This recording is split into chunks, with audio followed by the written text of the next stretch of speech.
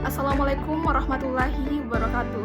Perkenalkan, kami dari kelompok 2 dari kelas PGSDA angkatan 2023 akan memaparkan dan menjelaskan materi mengenai pendekatan konsentris dalam mengembangkan kurikulum pendidikan. Nah, anggotanya itu terdiri dari Lilis Ifdalia, Jerni, Siti Zainab, Rosa Salsabila, Asma, Adnan Aditya Pratama, dan Muhammad Akbar. Nah, tujuan pembuatan dari video kami adalah untuk memenuhi tugas mata kuliah pedagogik oleh dosen pengampu Ibu Evi Suturati Amri, SPD MPD. Nah, jadi literasi pedagogik adalah kemampuan seorang guru menggunakan strategi dan filosofi mengajar. Penerapan literasi pedagogik dipengaruhi oleh beberapa faktor, seperti latar belakang pengetahuan dan pengalaman guru, situasi pribadi guru, lingkungan guru, serta tujuan pembelajaran yang telah ditetapkan. Pedagogik adalah ilmu yang pelajari tentang pendidikan, khususnya pendidikan pada anak. Dalam pedagogik, seorang guru tidak hanya mengajar, tetapi juga memberikan tugas atau mempunyai tugas untuk mengembangkan kepribadian anak yang sedang dididiknya. Gerakan literasi pedagogik. Gerakan literasi sekolah dengan fokus literasi pedagogik merupakan landasan cara berpikir dan rasionalisasi perlunya gerakan literasi dilaksanakan oleh seluruh warga sekolah secara konsisten dan berkesinambungan serta terukur. Oleh karena itu, gerakan literasi pedagogik perlu dipahami dan dilakukan dengan melakukan sosialisasi, perencanaan, dan pelaksanaan, dan evaluasi yang berkelanjutan. D. Gerakan literasi pedagogik untuk peningkatan mutu pembelajaran. Pendekatan mengajar. Pedagogik adalah sebuah seni yang sangat dipengaruhi oleh latar belakang, pengetahuan, dan pengalaman guru, situasi pribadi dan lingkungan yang dalam guru, serta tujuan yang menjadi target. Pendekatan berkaitan dengan teori belajar dan pendekatan mengajar. Beberapa teori belajar yang mendasari pemahaman tentang pendidikan tentang pedagogik adalah sebagai berikut. Teori yang pertama, biovarisme.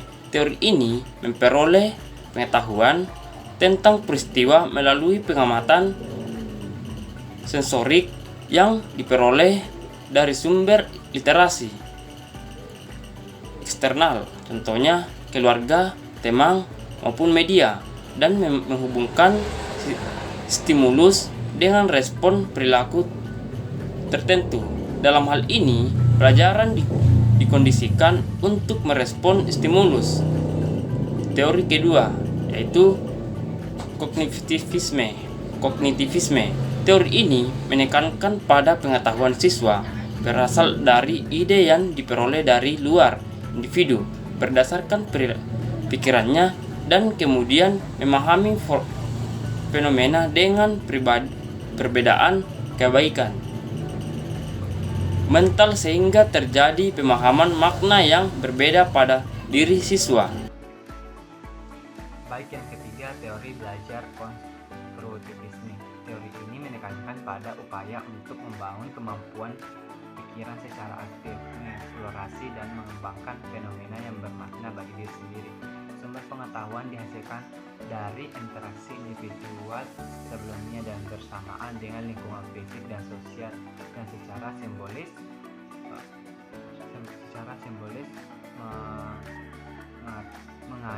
mengacu interaksi menjadi interpretasi pribadi yang terbangun.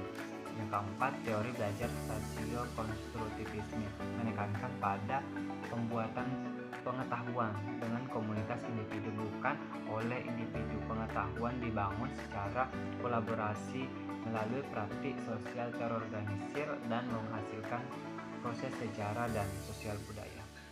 5. Teori belajar humanis. Manusia adalah makhluk yang selalu mengejar cita-cita dan berusaha mengubah apa yang ada menjadi apa yang semestinya, atau apa yang kini ada menjadi apa yang seharusnya ada. Di dalam alam masyarakat, dan dirinya sendiri. Perubahan-perubahan tersebut memberinya keyakinan mengenai adanya perubahan menuju kesempurnaan. Kemudian berikut ini adalah penjelasan tentang literasi pedagogik untuk pendekatan mengajar, instruktivisme, konstruktivisme, dan sosiokonstruktivisme. 1.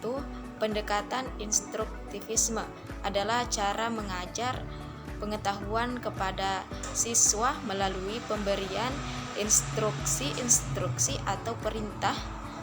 Guru berbicara, memberi perintah, menanamkan pengetahuan, dan siswa cenderung pasif dalam menerima dan memahami informasi.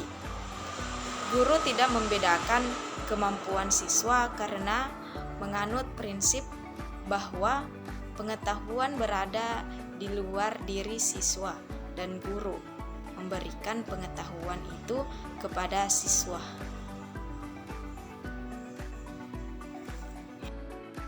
Kedua, pendekatan mengajar konstruktivisme adalah pendekatan mengajar yang melakukan pola pembangunan pengetahuan melalui aktivitas atau kegiatan yang dilakukan siswa untuk membangun pengetahuan mereka terhadap sesuatu hal. Dalam hal ini, siswa dianggap sudah tahu dan mampu mengintegrasikan pengetahuannya dengan pengalamannya. Melalui trial error, mengembangkan pengalaman baru dan melakukan proyek berbasis kinerja. Sementara itu, tugas guru adalah memandu, membimbing siswa berpikir kritis, analisis, dan sintesis. Dalam pendekatan ini, siswa memiliki kemajuan belajar yang berbeda sesuai kemampuannya. Yang ketiga, pendekatan mengajar sosiokonstruktivisme merupakan variasi dari pendekatan konstruktivisme. Siswa secara individu aktif membangun pengetahuan dan pengalamannya berdasarkan informasi yang diterima dengan melakukan aktivitas-aktivitas bersama dengan teman-teman secara berkelompok.